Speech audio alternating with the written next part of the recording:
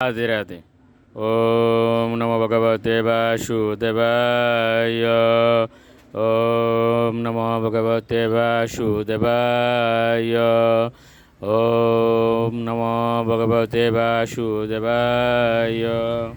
শ্রীমদ্ ভাগবত তৃতীয় স্কন্ধ স্থানম সৃষ্টি স্থিতি দ্বাত্রিংশতি অধ্যায় সকামকর্মের বন্ধন। শ্লোক 6। নিবৃত্তি ধর্ম নিরতা নির্মমা নিরহংকৃতাঃ স্বধর্মাপ্তেন সত্যেন পরিশুদ্ধেন চেতসা।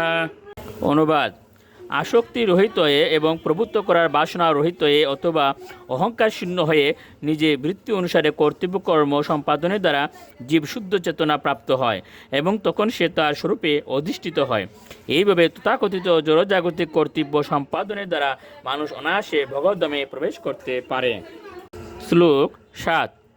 সূর্যোদারন্তে ইয়ান্তি পুরুষম বিশ্বতো মুখম পরাবরেশম প্রকৃতিম ঐশ্য উৎপত্যন্ত ভাবনম।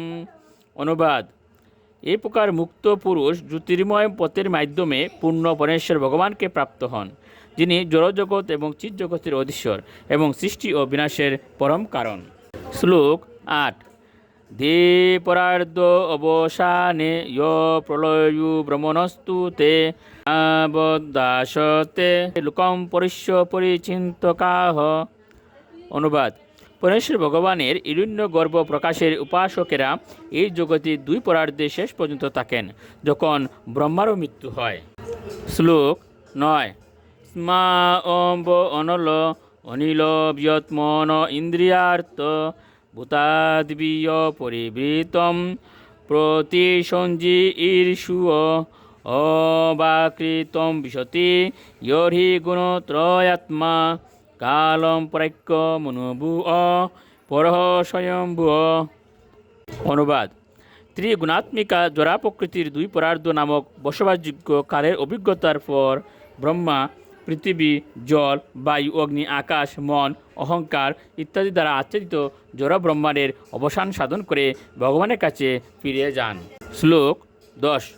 এবং পরৈত্য ভগবন্তম অনুপ্রবিষ্টা ইয়ে ইউগিনু জিত মরুত মনস বিরাগাহ তনৈব শাকমৃতম পুরুষম পুরাণম ব্রহ্ম প্রদানম উপয়ান্তি অগত অভিমানঃ।